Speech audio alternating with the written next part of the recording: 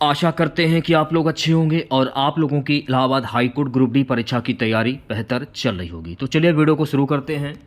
पहला प्रश्न, भारतीय रिजर्व बैंक का मुख्यालय कहाँ पर स्थित है? नई दिल्ली, मुंबई, कोलकाता, चेन्नई। तो भारतीय रिजर्व बैंक का मुख्यालय मुंबई में स्थित है। तो आंसर हो जाएगा ऑप्शन नंबर बी। अगर आपसे ये पूछ लिया जाए कि भारतीय रिजर्व बैंक की स्थापना कब हुई थी, तो भारतीय रिजर्व बैंक की स्थापना अप्रैल 1935 ईस्वी को हुई थी। तो ये आपको ध्यान में रखना है। भारतीय रिजर्व बैंक का राष्ट्रीयकरण कब हुआ था? तो मेरे प्यारे बच्चों, भारतीय रिजर्व बैंक का राष्ट्रीयकरण हुआ था 1 जनवरी 1949 को। भारतीय रिजर्व बैंक के पहले गवर्नर कौन थे? तो भारतीय रिजर्व बैंक के पहले गवर्नर थे सर ऑसबोर्न ए स्मिथ। ये आपको ध्यान में रखना है। अच्छा, अगर आपसे ये पूछ लिया जाए कि वर्तमान में भारतीय रिजर्व बैंक के गवर्नर कौन है, तो वर्तमान में भारतीय रिजर्व बैंक के गवर्नर श्री शक्ति कांता दास। ये वर्तमान में आरबीआई के गवर्नर है। तो ये सारे फैक्ट आपको ध्यान में रखने हैं। अगला प्रश्न देखिएगा, बरौनी निम्न में से किस उद्योग के लिए प्रसिद्ध है? तेल शोधन उद्योग, चमड़ा उद्योग, लौह इस्पात उद्योग या कागज उद्योग। बरौनी निम्न में से किस उद्योग के लिए प्रसिद्ध है? तो मेरे प्यारे बच्चों, बरौनी जो है ना, ये तेल शोधन उद्योग के लिए प्रसिद्ध है। तो आंसर क्या हो जाएगा? आंसर हो जाएगा ऑप्शन नंबर ए। चलिए बढ़ते हैं नेक्स्ट क्वेश्चंस की ओर। अगला क्वेश्चन देखेगा, प्रतिहार स्वयं को खालिस्तान का वंशज मानते थे जो राम के प्रतिहार अर्थात द्वारपाल थे? सूर्य, चंद्र, लक्ष्मण या हनुमान। आंसर हो जाएगा ऑप्शन नंबर सी, यानी कि लक्ष्मण। नेक्स्ट क्वेश्चन देखेगा सभी बच्चे। सुबह नेक्स्ट क्वेश्चन हमारा है कि बंगाल का द्वैध शासन कब से कब तक चला? 1757 से 1767 तक, 1764 से 1793 तक, 1765 से 1772 तक, 1760 से 1793 तक। बंगाल का द्वैध शासन कब से कब तक चला? 1765 से 1772 तक। तो इस क्वेश्चन का सही जवाब हो जाएगा ऑप्शन नंबर सी। अगला क्वेश्चन देखेगा सभी बच्चे। राजा राम मोहन राय ने अपने असाधारण काम की खातिर भारतीय इतिहास में अपनी पहचान बनाई। उनका मुख्य काम इस दिशा में था: धर्म को ऊंचा उठाना, समाज सुधार, शिक्षा, अंग्रेजों का परिचय। समाज सुधार। तो आंसर क्या हो जाएगा? तो मेरे प्यारे बच्चों, इस क्वेश्चन का सही जवाब हो जाएगा ऑप्शन नंबर बी। चलिए बढ़ते हैं नेक्स्ट क्वेश्चन की ओर। अगला क्वेश्चन देखेगा सभी बच्चे। अब तक लोकसभा में प्रस्तुत अविश्वास प्रस्ताव सर्वाधिक बार किस प्रधानमंत्री की सरकार के खिलाफ रखे गए हैं? Jawaharlal Nehru, Lal Bahadur Shastri, Indira Gandhi, Atal Bihari Vajpayee. Option number C जो है करेक्ट हो जाएगा। इंदिरा गांधी इस क्वेश्चन का सही जवाब हो जाएगा, सी ऑप्शन। बात करेंगे अगले प्रश्न की। नेक्स्ट क्वेश्चन देखेगा, निम्नलिखित में से किस भाषा को भारतीय संविधान की 8वीं अनुसूची में शामिल नहीं किया गया है? असमिया, बोडो, मणिपुरी या मिजो। देखिए, मैं आपको बता देना चाहता हूं कि मिजो भाषा को भारतीय संविधान की 8वीं अनुसूची में शामिल नहीं किया गया है। तो आंसर क्या हो जाएगा? आंसर हो जाएगा ऑप्शन नंबर डी।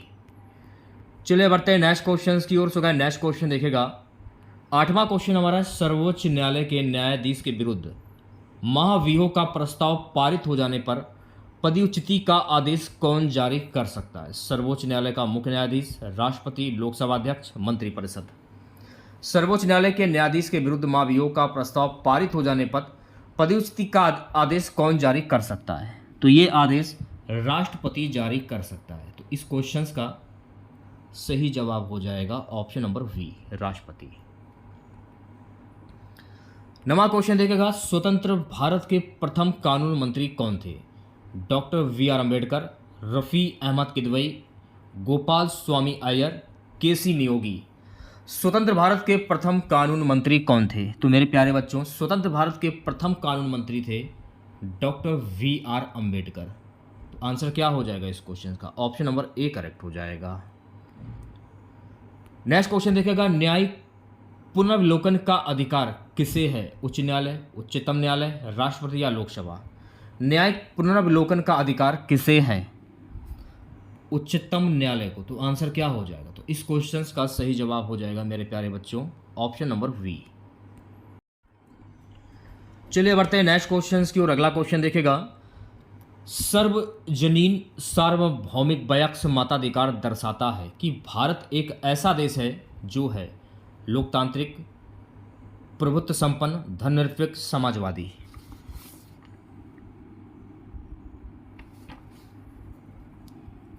लोकतांत्रिक, तो आंसर क्या हो जाएगा? तो मेरे प्यारे बच्चों आंसर हो जाएगा ऑप्शन नंबर ए।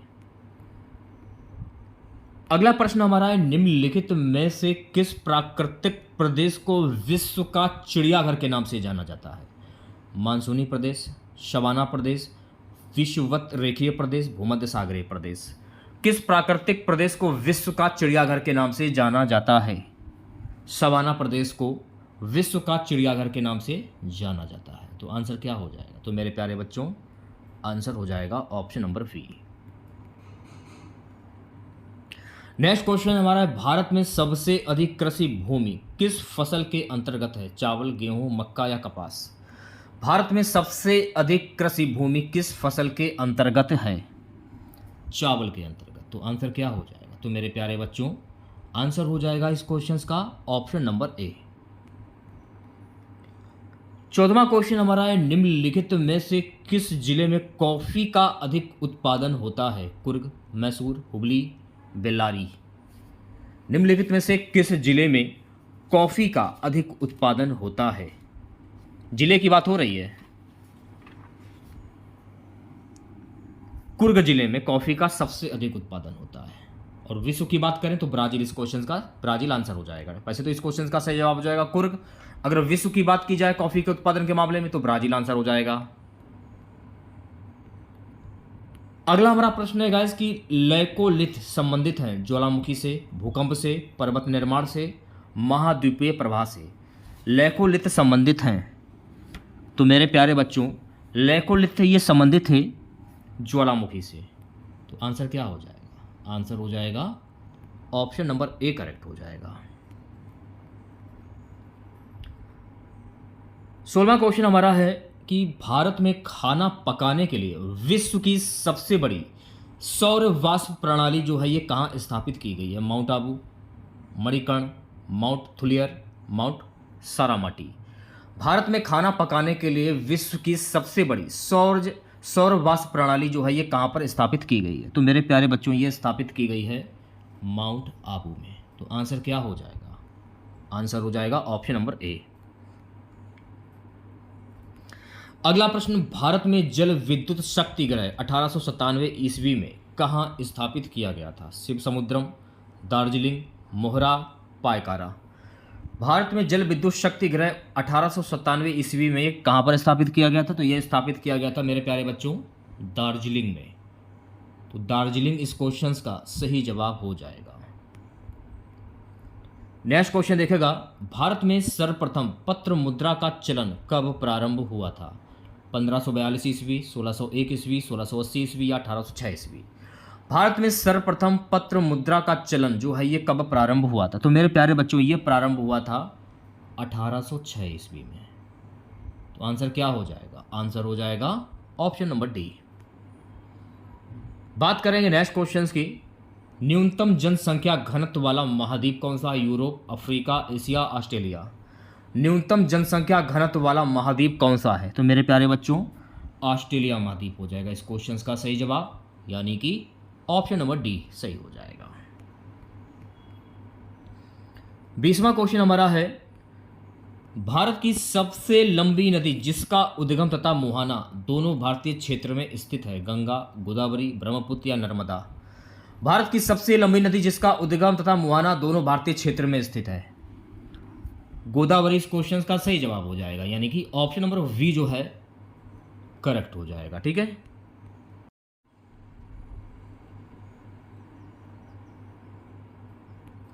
अगला प्रश्न, पृथ्वी के धरातल से ऊपर की ओर वायुमंडल के विभिन्न स्तरों का सही अनुक्रम क्या होगा? क्षोभमंडल, समतापमंडल, आयनमंडल तथा मध्यमंडल। समतापमंडल, क्षोभमंडल, आयनमंडल तथा मध्यमंडल।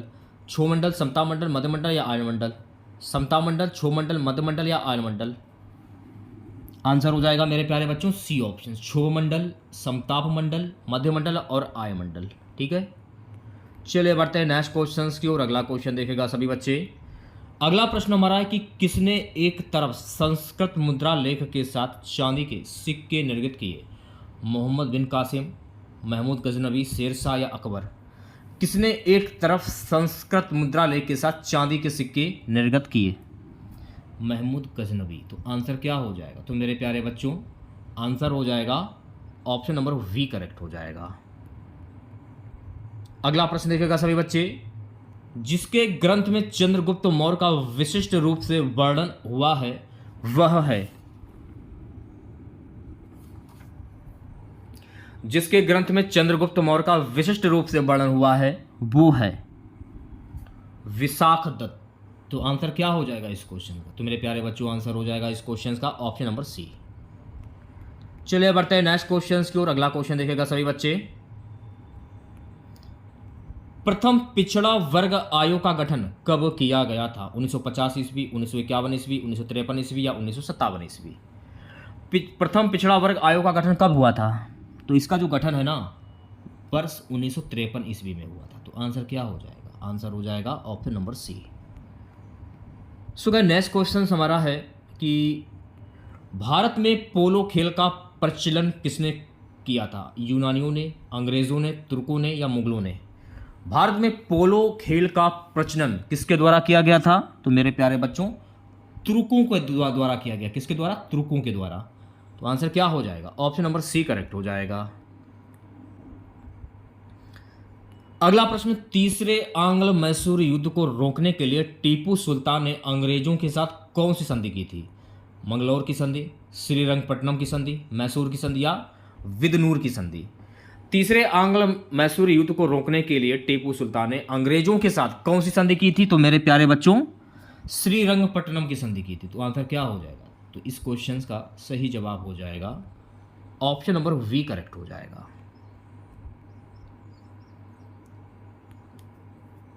अगला प्रश्न देखिएगा सभी बच्चे। मुगल स्थापत्य कला के संदर्भ में पिट्टा ड्यूरा का क्या अर्थ है? संगमरमर के पत्थर पर जवाहरात से की गई जड़ावट, संगमरमर पर की गई चित्रकारी, उद्यान निर्माण की कला, उपरोक्त में से कोई नहीं। संगमरमर के पत्थर पर जवाहरात से की गई जड़ावट, ये पिट्टा ड्यूरा का अर्थ हो जाएगा। तो आंसर क्या हो जाएगा? तो मेरे प्यारे बच्चों आंसर हो जाएगा ऑप्शन नंबर ए करेक्ट हो जाएगा। सो गाइस नेक्स्ट क्वेश्चन हमारा है 28वां। नरसिंह मेहता डैश के प्रसिद्ध संत थे? गुजरात, महाराष्ट्र, राजस्थान, बिहार? तो देखिए नरसिंह मेहता जो है ना ये गुजरात के एक प्रसिद्ध संत थे। तो आंसर क्या हो जाएगा? आंसर हो जाएगा ऑप्शन नंबर ए। चलिए बढ़ते हैं नेक्स्ट क्वेश्चन की ओर। अगला क्वेश्चन देखेगा। निम्नलिखित में से कौन सी चट्टान सबसे अधिक शक्ति का स्रोत होती है?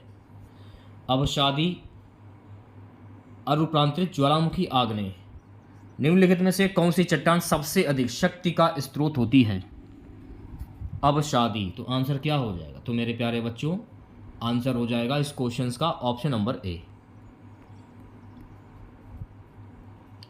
अगला प्रश्न। जागीरदारी संकट सर्वप्रथम किस मुगल बादशाह के शासनकाल में उत्पन्न हुई? जहांगीर, शाहजहां, औरंगजेब, बहादुर शाह? जागीरदारी संकट सर्वप्रथम किस मुगल बादशाह के शासनकाल में उत्पन्न हुई थी?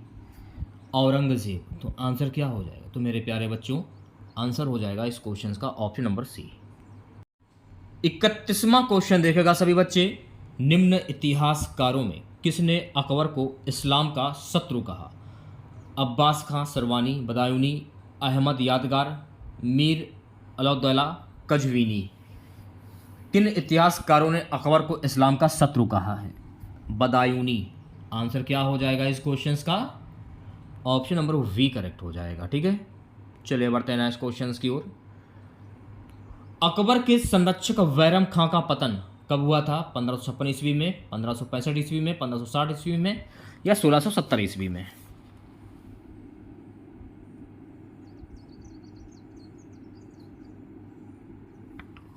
अकबर के संरक्षक बैरम खां का जो पतन हुआ था, इसका पतन हुआ था 1560 ईस्वी में। तो आंसर क्या हो जाएगा? आंसर हो जाएगा option number C. So guys next question देखेगा। मेगस्थनीज की पुस्तक का नाम क्या है? अर्थशास्त्र, ऋग्वेद, पुराण, इंडिका। मेगस्थनीज की पुस्तक का क्या नाम है? तो मेरे प्यारे बच्चों, मेगस्थनीज की पुस्तक का नाम है इंडिका। क्या नाम है? इंडिका। आंसर क्या हो जाएगा? आंसर हो जाएगा ऑप्शन नंबर डी। अगला प्रश्न हमारा है कि किस उभयलिंगी पशु में पर निषेचन किया जाता है? हाइड्रा, एस्कारिस, केचुआ, रेशम कीट।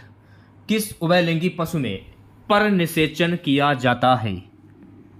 केंचुआ में किया जाता है। तो आंसर क्या हो जाएगा? तो मेरे प्यारे बच्चों, आंसर हो जाएगा ऑप्शन नंबर सी करेक्ट हो जाएगा।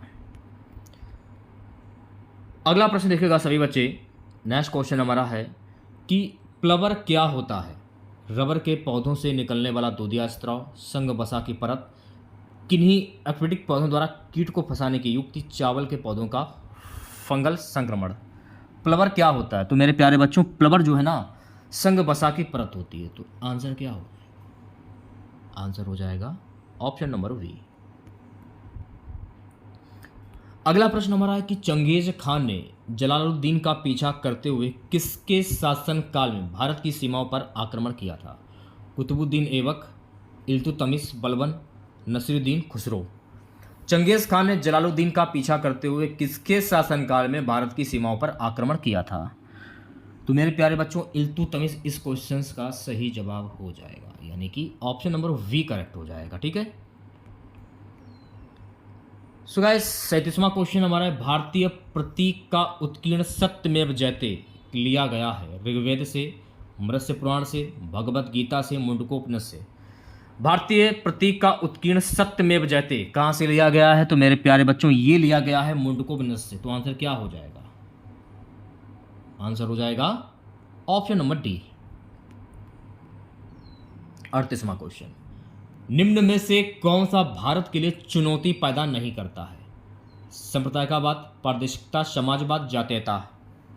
भारत के लिए चुनौती पैदा नहीं करता है समाजवाद, जो कि भारत के लिए चुनौती पैदा नहीं करता है। तो आंसर क्या हो जाएगा? ऑप्शन नंबर सी करेक्ट हो जाएगा। सो गाइस, अगला प्रश्न हमारा है, निम्न में से कौन सी समिति संसद की स्थायी समिति नहीं है? लोक लेखा समिति, प्राक्कलन समिति, लोक उपक्रम समिति, वित्त मंत्रालय की परामर्शदात्री समिति।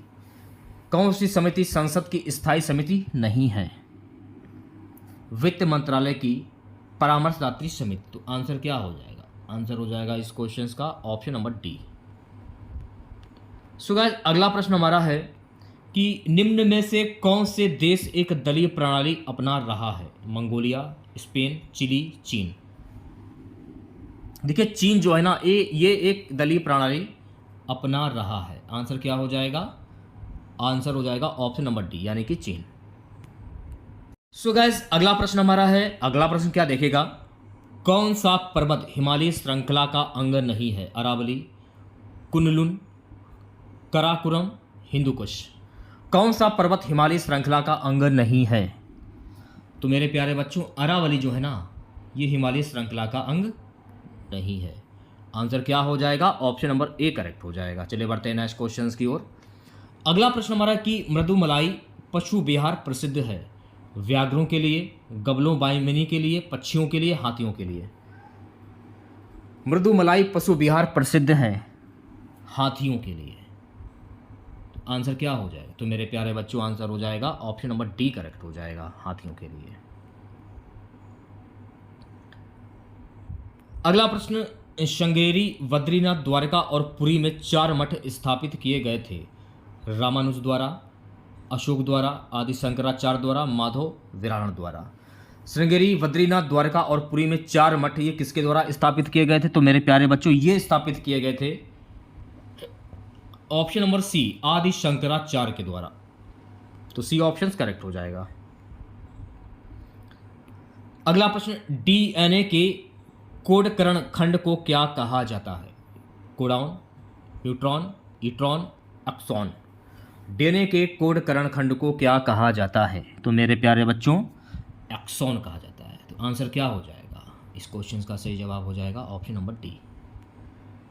अगला प्रश्न देखिएगा, वसा में घुलनशील विटामिन कौन कौन से होते हैं? टोकोफेरॉल, नियासिन, या cyanocobalamin, calciferol, carotene, tocopherol, ascorbic acid, calciferol या राइबोफ्लेविन, थायमिन, कैरोटीन या बायोटीन।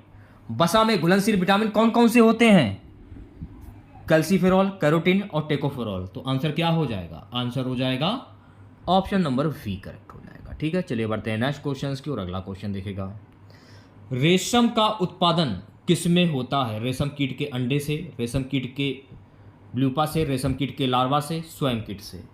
रेशम का उत्पादन किससे होता है? तो मेरे प्यारे बच्चों, रेशम का जो उत्पादन होता है रेशम कीट के लार्वा से होता है। तो आंसर क्या हो जाएगा? आंसर हो जाएगा ऑप्शन नंबर सी। अगला प्रश्न हमारा है कि विधान परिषद के सदस्य कितने वर्षों के लिए निर्वाचित होते हैं? 3 वर्ष, 4 वर्ष, 5 वर्ष या 6 वर्ष? विधान परिषद के सदस्य कितने वर्षों के लिए निर्वाचित होते हैं? तो मेरे प्यारे बच्चों 6 वर्षों के लिए निर्वाचित होते हैं। तो आंसर हो जाएगा ऑप्शन नंबर डी। अगला प्रश्न देखिएगा सभी बच्चे। शासक बनने के बाद 12 अध्यादेश जारी करने वाला मुगल बादशाह था? जहांगीर, औरंगजेब, अकबर या शाहजहां? शासक बनने के बाद 12 अध्यादेश जारी करने वाला मुगल बादशाह कौन था? जहांगीर। तो आंसर क्या हो जाएगा? ऑप्शन नंबर ए करेक्ट हो जाएगा। यहां पर आपको एक बात और ध्यान में रखना है कि जहांगीर ने गुरु अर्जुन देव की हत्या जो है जहांगीर के द्वारा करवाई गई थी। ये पॉइंट आपको ध्यान में रखना है। सिखों के जो गुरु थे गुरु अर्जुन देव, इनकी हत्या जहांगीर के द्वारा ही करवाई गई थी। अगला प्रश्न हमारा है, प्राचीन भारत का प्रसिद्ध शासक कौन था जिसने अपने जीवन के अंतिम दिनों में जैन धर्म अपना लिया था? समुद्रगुप्त, बिंदुसार, चंद्रगुप्त या अशोक?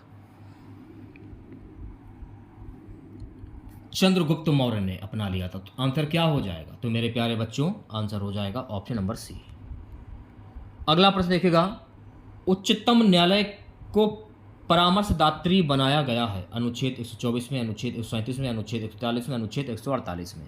उच्चतम न्यायालय को परामर्शदात्री बनाया गया है अनुच्छेद 143 में। तो आंसर क्या हो जाएगा? तो मेरे प्यारे बच्चों आंसर हो जाएगा ऑप्शन नंबर सी। अब यहाँ से देखिए आपके सामान्य हिंदी के क्वेश्चन जो हैं वो स्टार्ट हो जाते हैं। देख लीजिए, पहला प्रश्न हिंदी का हमारा है, किस किस शब्द की वर्तनी सही है? तो अंतर्राष्ट्रीय कैसे लिखा जाता है? अंतर्राष्ट्रीय लिखने का तरीका क्या है? वैसे तो अगर आप लोग देखें तो ये चारों ऑप्शन ही गलत हैं। अगर आप अंतर्राष्ट्रीय लिखते हैं तो अंतर्राष्ट्रीय तो ऐसे लिखा जाता है, अंतर्राष्ट्रीय,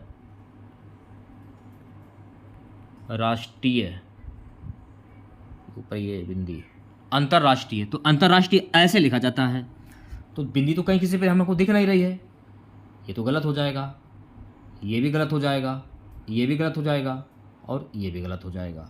अगर ऑप्शंस की अगर हम बात करें तो ऑप्शंस के हिसाब से अगर आप देखेंगे तो ऑप्शंस के हिसाब से तो ऐसे लिखा जाएगा अंतर्राष्ट्रीय, लेकिन ये भी गलत हो जाएगा क्योंकि अंतर्राष्ट्रीय ऐसे लिखा जाता है ना कि ऐसे लिखा जाता है। तो ये क्वेश्चन जो है मेरे हिसाब से गलत होना चाहिए। आपके हिसाब से गलत है या सही, कमेंट बॉक्स में जरूर बताइएगा। अगला प्रश्न देखिएगा सभी बच्चे। किस देश में हिंदी भाषा का प्रयोग लिखने व बोलने में किया जाता है? ऑस्ट्रेलिया, दक्षिण अमेरिका, पाकिस्तान या मॉरिशस? अब देखिए, किस देश में हिंदी भाषा का प्रयोग लिखने व बोलने में किया जाता है? मॉरिशस में। तो आंसर क्या हो जाएगा? आंसर हो जाएगा मेरे प्यारे बच्चों ऑप्शन नंबर डी करेक्ट हो जाएगा। अगला प्रश्न हमारा, उत्कंठा का पर्यायवाची शब्द क्या होता है? लालसा, उत्पन्न, उपेक्षा, उलाहना। उत्कंठा का पर्यायवाची शब्द क्या होता है? तो उत्कंठा का पर्यायवाची शब्द होता है लालसा। आंसर क्या हो जाएगा? Option number A. जैसे कि मान लीजिए ऑप्शन में चाव दिया जाए, मान लीजिए आप चाव हो गया जैसे कि, और उत्सुकता ये दिया जाए ऑप्शन में, तो अगर दोनों अगर दिए जाएं ऑप्शन में तो आप इनमें से किसी में भी टिक कर सकते हैं, लेकिन लालसा दिया तो लालसा आपका सही आंसर हो जाएगा। अगला हमारा प्रश्न है मेरे प्यारे बच्चों कि उहा पोह का पर्यायवाची शब्द क्या होता है? निश्चित, असमंजस, अभिभूत, व्यग्रता। उहा पोह का पर्यायवाची शब्द क्या होता है? असमंजस। तो आंसर हो जाएगा ऑप्शन नंबर वी करेक्ट हो जाएगा। ठीक है, नेक्स्ट क्वेश्चन देखिएगा सभी बच्चे। जो शीघ्र प्रसन्न हो जाए उसे क्या कहते हैं? प्रसन्नचित, प्रसून, प्रसन्ना, आशुतोष, तो जो शीघ्र प्रसन्न हो जाए उससे हम क्या कहते हैं?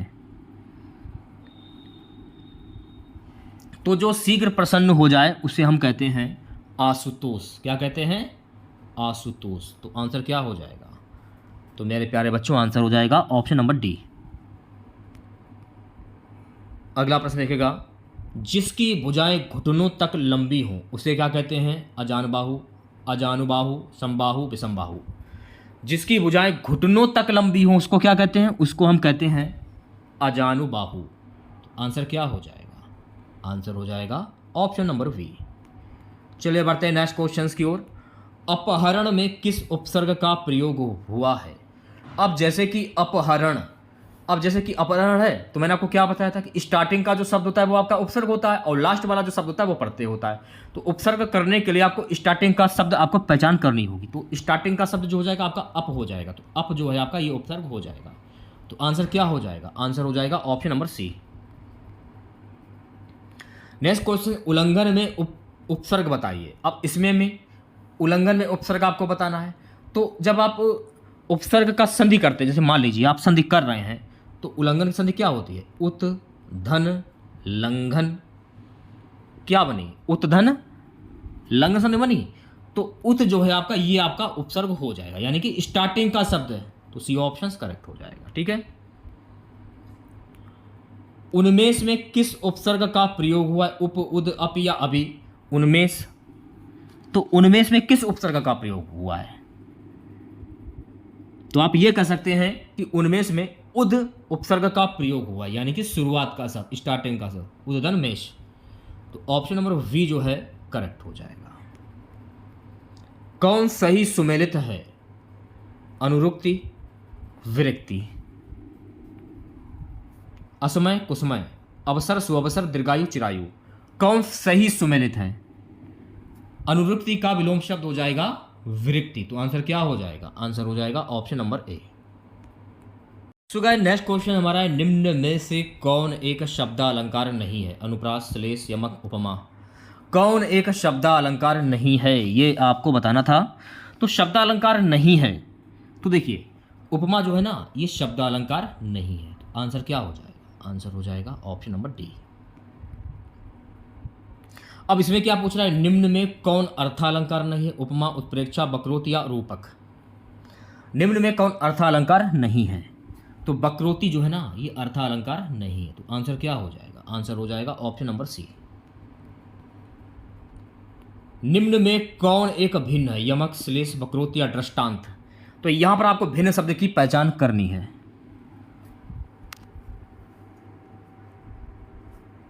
दृष्टांत जो है ना ये भिन्न हो जाएगा। तो आंसर क्या हो जाएगा? ऑप्शन नंबर डी करेक्ट हो जाएगा। अगला प्रश्न, निम्न में कौन मात्रिक छंद का उदाहरण है? कवित, वैरवे, सवैया, मालिनी। देखिए जब भी मात्रिक छंद से अगर आपसे प्रश्न पूछ लिया जाए आपको इतना ध्यान में रखना है कि जिन छंदों में मात्राओं की संख्या निश्चित होती है उन्हें मात्रिक छंद कहा जाता है। जैसे कि रात दिवस, सुख दुख, छाया धूप। तो ये आपको ध्यान में रखना है। तो इसमें पूछ रहा है कि मात्रिक छंद का उदाहरण कौन सा होगा? तो वैरवे जो है ना ये मात्रिक छंद का उदाहरण हो जाएगा। तो आंसर क्या हो जाएगा? आंसर हो जाएगा ऑप्शन नंबर वी। निम्न में कौन सा वाणिक छंद है? कुंडलिया, उलाला, मंदाक्रांता या गीतिका। निम्न में कौन सा वाणिक छंद है? तो मेरे प्यारे बच्चों मंदाक्रांता जो है ना ये आपका वाणिक छंद हो जाएगा। आंसर क्या हो जाएगा? आंसर कह सकते हैं ऑप्शन नंबर सी। अगला प्रश्न देखिएगा सभी बच्चे, शांत रस का स्थायी भाव क्या होता है? शोक, वत्सलता, निर्वेद या विस्मय। शांत रस का स्थायी भाव क्या होता है? तो शांत रस का स्थायी भाव होता है निर्वेद। तो आंसर क्या हो जाएगा? आंसर हो जाएगा ऑप्शन नंबर सी। अब जैसे कि अगर आपसे पेपर में पूछ लिया जाए कि शोक का स्थायी भाव क्या होता है, तो शोक का स्थायी भाव होता है करुण रस हो जाएगा, करुण। और अगर आपसे ये पूछ लिया जाए कि वत्सलता का स्थायी भाव क्या होता है तो विस्मय हो जाएगा। तो ये सारे पॉइंट आपको ध्यान में रखने हैं। अनुराग किस रस का स्थायी भाव है? शांत रस, वात्सल रस, वीर रस या रौद्र रस। अनुराग किस रस का स्थायी भाव? तो मेरे प्यारे बच्चों अनुराग जो है ना ये वात्सल रस का स्थायी भाव होता है। तो आंसर क्या हो जाएगा? आंसर कह सकते हैं ऑप्शन नंबर बी। शांत रस का स्थायी भाव क्या होता है अगर आपसे ये पूछ लिया जाए तो मेरे प्यारे बच्चों, शांत रस का स्थायी भाव होता है निर्वेद। अच्छा, वीर रस का स्थायी भाव क्या होता है? तो वीर रस का स्थायी भाव होता है उत्साह। रौद्र रस का स्थायी भाव क्या होता है? तो रौद्र रस का स्थायी भाव होता है क्रोध। तो ये सारे फैक्ट आपको ध्यान में रखने हैं। अगला क्वेश्चन हमारा कि प्रिय प्रवास जो है ये किसकी रचना है? अयोध्या प्रसाद सिंह उपाध्याय अरियोत, सच्चिदानंद हीराचंद वात्स्यायन अज्ञे, मैथिली शरण गुप्त, माखनलाल चतुर्वेदी। प्रिय प्रवास किसकी रचना है? तो मेरे प्यारे बच्चों, प्रिय प्रवास जो है ना अयोध्या प्रसाद सिंह उपाध्याय अरियोत की रचना है। आंसर क्या हो जाएगा? ऑप्शन नंबर ए करेक्ट हो जाएगा। अगला प्रश्न देखिएगा, भ्रमर गीत किस कवि की रचना है? भ्रमर गीत किस कवि की रचना है? तो आप ये कह सकते हैं कि भ्रमर गीत जो है ना ये सूरदास की रचना है। किसकी रचना है? सूरदास की रचना। तो आंसर क्या हो जाएगा? ऑप्शन नंबर बी करेक्ट हो जाएगा। सूरदास को अष्टछाप का जहाज भी कहा जाता है, तो ये भी आपको ध्यान रखना है। सूरदास के गुरु का क्या नाम था? वल्लभाचार्य। ये भी आपको ध्यान रखना है। अगला प्रश्न देखिएगा सभी बच्चे, निम्न में से कौन सी सूरदास की रचना है? कवितावली, सूर साहित्य, सूरसागर या नंददास? तो देखिए सूरसागर जो है ना ये सूरदास की रचना हो जाएगी। तो आंसर क्या हो जाएगा? आंसर हो जाएगा ऑप्शन नंबर सी। सो गए नेक्स्ट क्वेश्चन हमारा कि परमाल रासों की रचना जो है ये किसने की है? जयदेव, जगनिक, चंद्रवरदाई, नरपति नलह। परमाल रासों की रचना किसके द्वारा की गई? तो मेरे प्यारे बच्चों, परमाल रासों की जो रचना है ना ये जगनिक के द्वारा की गई है। किसके द्वारा की गई है? जगनिक के द्वारा। तो आंसर क्या हो जाएगा? ऑप्शन नंबर वी करेक्ट हो जाएगा। नेक्स्ट क्वेश्चन देखिएगा। अगला प्रश्न हमारा है कि रामचरितमानस किस काव्य धारा की प्रतिनिधि रचना है? कृष्ण भक्ति, राम भक्ति, प्रेम मार्गी या ज्ञान मार्गी? रामचरितमानस किस काव्य धारा की प्रतिनिधि रचना है? तो आप ये कह सकते हैं ये राम भक्ति की प्रतिनिधि रचना है। तो आंसर क्या हो जाएगा? आंसर हो जाएगा ऑप्शन नंबर बी। दिगंबर में कौन सा समास होगा? तत्पुरुष, बहुप्रिय, अव्ययभाव या कर्मधार? दिगंबर,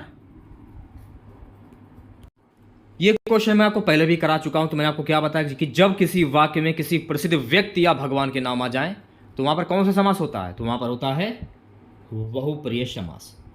तो आप लोगों ने देखा होगा कि पूजा, नदियों की भी पूजा की जाती है, गंगा की भी पूजा की जाती है, आकाश की भी पूजा की जाती है, हवा की भी पूजा की जाती है। तो जब आप दिगंबर का समास विग्रह करेंगे तो आप ये कह सकते हैं कि दिशा ही जिसका अंबर अर्थात वस्त्र, दिशा ही जिसका अंबर यानी कि दिशाओं की भी पूजा की जाती है।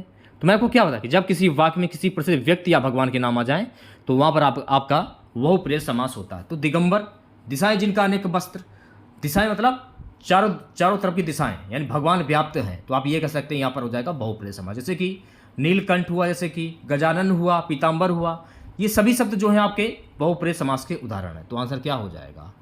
ऑप्शन नंबर वी करेक्ट हो जाएगा। ठीक है। गंगा का पर्यायवाची शब्द निम्न में से कौन सा नहीं है? गंगा का पर्यायवाची कौन सा नहीं है? सुरसरिता, मंदाकिनी, कालिंदी, देवा, पागा। गंगा का पर्यायवाची शब्द निम्न में से कौन सा नहीं है? तो देखिए कालिंदी जो है ना ये गंगा का पर्यायवाची शब्द नहीं है। तो आंसर क्या हो जाएगा? आंसर हो जाएगा ऑप्शन नंबर सी करेक्ट है। चलिए बढ़ते हैं नेक्स्ट क्वेश्चन की और अगला क्वेश्चन देखेगा सभी बच्चे। निम्न में कौन कमल का पर्यायवाची नहीं है? जलद, पंकज, शतदल, राजीव। निम्न में कौन कमल का पर्यायवाची शब्द नहीं है? देखिए जलद जो है ना ये कमल का पर्यायवाची शब्द नहीं है। तो आंसर क्या हो जाएगा? Option number A. पंकज हुआ, शतदल हुआ, राजीव हुआ, ये पंकज के ये कमल के पर्यायवाची शब्द हो जाएंगे। ठीक है। अगला हमारा प्रश्न है कि छंद प्रभाकर जो है ये किसकी रचना है? जगन्नाथ प्रसाद भानु, कुलपति मिश्र, भिकारी दास, मतीराम। छंद प्रभाकर ये किसकी रचना है?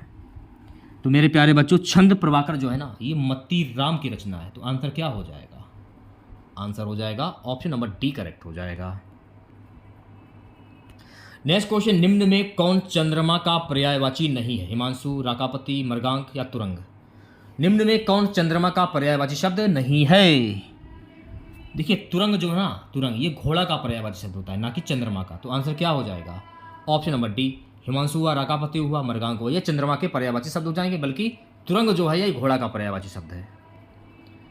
अगला प्रश्न, निम्न में से किस शब्द की वर्तनी जो है वो शुद्ध है? तो आध्यात्मिक अगर आप लोग लिखेंगे तो आध्यात्मिक कैसे लिखा जाता है? देखिए, आध्यात्मिक को लिखने का जो तरीका है ना वो ये रहा, आध्यात्मिक, आध्यात्मिक ऐसे लिखा जाता है। तो आंसर क्या हो जाएगा? आंसर हो जाएगा ऑप्शन नंबर ए। चलिए बढ़ते हैं नेक्स्ट क्वेश्चन की ओर। अगला क्वेश्चन देखेगा सभी बच्चे, निम्न में कौन से शब्द की वर्तनी शुद्ध है? संन्यास, श्रीमती, हितैषी या हिंदू? हितैषी। आंसर क्या हो जाएगा? आंसर हो जाएगा ऑप्शन नंबर सी करेक्ट हो जाएगा। सो गाइस नेक्स्ट क्वेश्चन हमारा है, चिराग तले अंधेरा कहावत का सही अर्थ क्या है? अपनी बुराई नहीं दिखना, परिश्रम से भागना, उच्च और साधारण की तुलना, अधिक लाभ होना। चिराग तले अंधेरा कहावत का सही अर्थ क्या होता है? तो चिराग तले अंधेरा, अपनी बुराई नहीं दिखना। तो आंसर क्या हो जाएगा? तो मेरे प्यारे बच्चों आंसर हो जाएगा ऑप्शन नंबर ए करेक्ट हो जाएगा। अगला प्रश्न देखिएगा सभी बच्चे, मूर्ख धनवान किस लोकप्रिय को चरितार्थ करता है? आंख का अंधा नाम नयन सुख, आंख का अंधा गांठ का पूरा, आगे नाथ ना पीछे पगा, नाच ना जाने आंगन टेढ़ा। मूर्ख धनवान किस लोकप्रिय को चरितार्थ करता है? आंख का अंधा गांठ का पूरा। तो आंसर क्या हो जाएगा? तो मेरे प्यारे बच्चों आंसर हो जाएगा ऑप्शन नंबर बी। चलिए बढ़ते हैं नेक्स्ट क्वेश्चन की ओर। अगला क्वेश्चन देखेगा, सबका अपनी अपनी मर्जी से काम करना किस लोकतृति का अर्थ है? अपनी ढपली अपना राग, आप डूबे तो जग डूबा, खग जाने खग की भाषा, अक्ल बढ़िया भैंस। सबका अपनी अपनी मर्जी से काम करना किस लोकतृति का अर्थ है? तो आप ये कह सकते हैं अपनी ढपली अपना राग। तो आंसर क्या हो जाएगा? तो मेरे प्यारे बच्चों आंसर हो जाएगा ऑप्शन नंबर ए।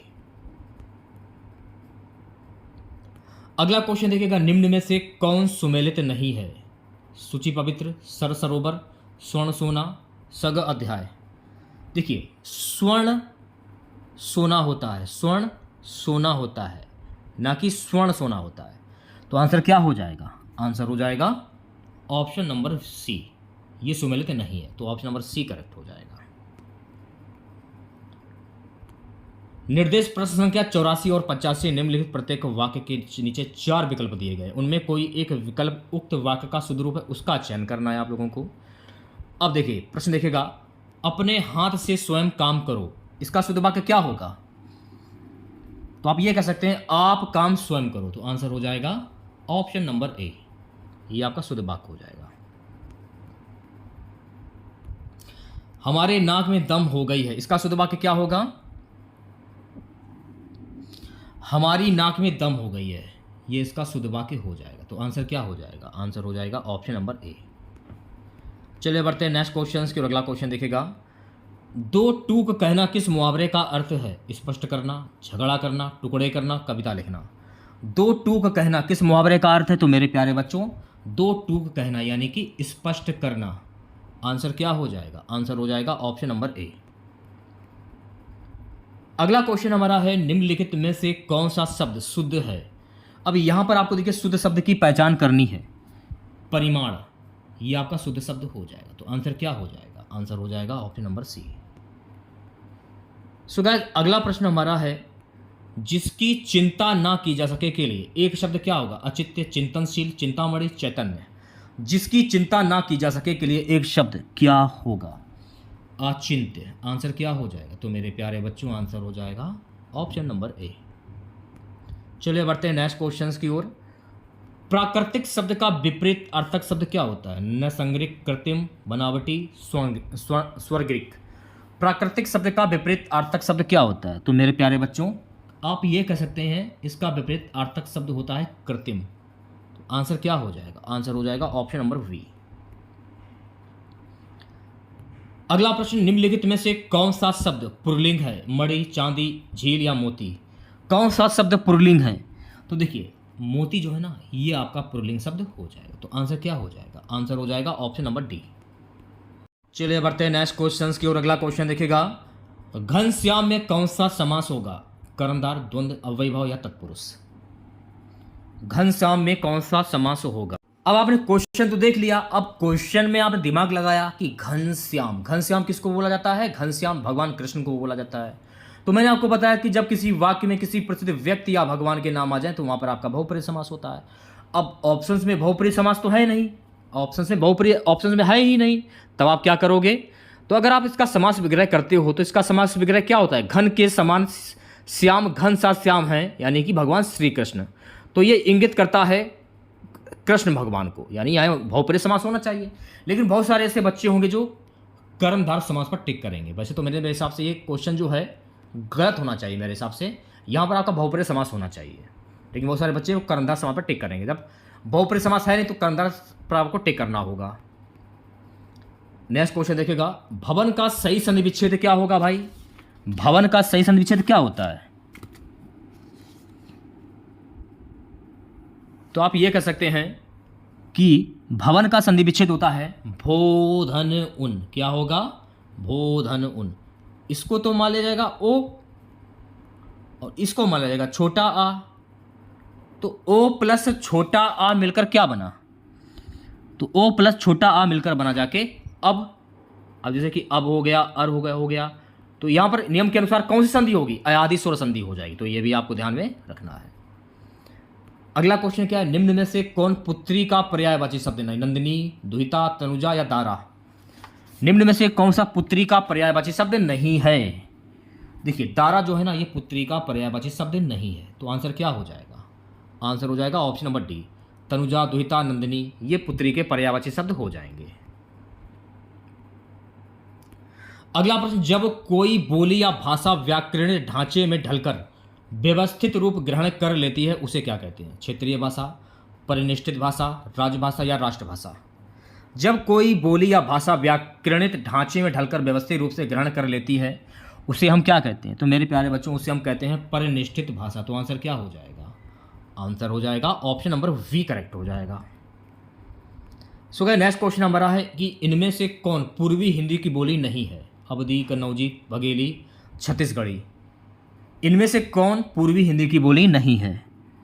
कन्नौजी जो है ना मेरे प्यारे साथियों, ये पूर्वी हिंदी की बोली नहीं है। तो आंसर हो जाएगा ऑप्शन नंबर वी। अगला प्रश्न देखेगा सभी बच्चे। अगला प्रश्न हमारा है, मोहन उठकर बाहर जाओ, फूल ले आओ। इस वाक्य में बाहर किस प्रकार का शब्द है? संज्ञा, विशेषण, अव्यय या क्रिया विशेषण? मोहन उठकर बाहर जाओ, फूल ले आओ। इस वाक्य में बाहर किस प्रकार का शब्द है? अव्यय। तो आंसर क्या हो जाएगा? तो मेरे प्यारे बच्चों आंसर हो जाएगा ऑप्शन नंबर सी करेक्ट हो जाएगा। ठीक है। धरित्री का तद्भव शब्द क्या होगा भाई? ऐसे शब्द जो हिंदी भाषा से उत्पन्न हुए हो वो तद्भव शब्द कहलाते हैं। तो धरित्री का जब आप हिंदी में कन्वर्ट करेंगे तब इसका तद्भव रूप क्या हो जाएगा? धरित्री का धरती हो जाएगा। धरती जो है हिंदी भाषा का शब्द हो जाएगा, यानी ये इसका तद्भव शब्द हो जाएगा। तो आंसर क्या हो जाएगा? Option number A. So guys next question देखेगा, निम्नलिखित में से कौन सा शब्द संज्ञा का उदाहरण नहीं है? शिक्षक, सोना, अच्छा या किताब? निम्नलिखित में से कौन सा शब्द संज्ञा का उदाहरण नहीं है?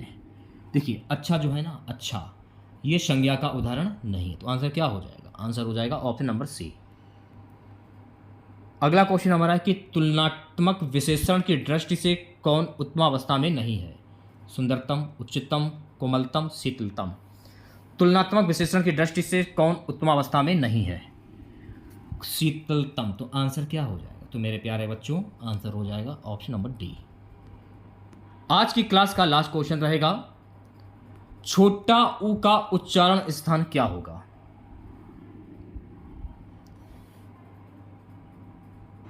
छोटा ऊ का उच्चारण स्थान क्या होगा?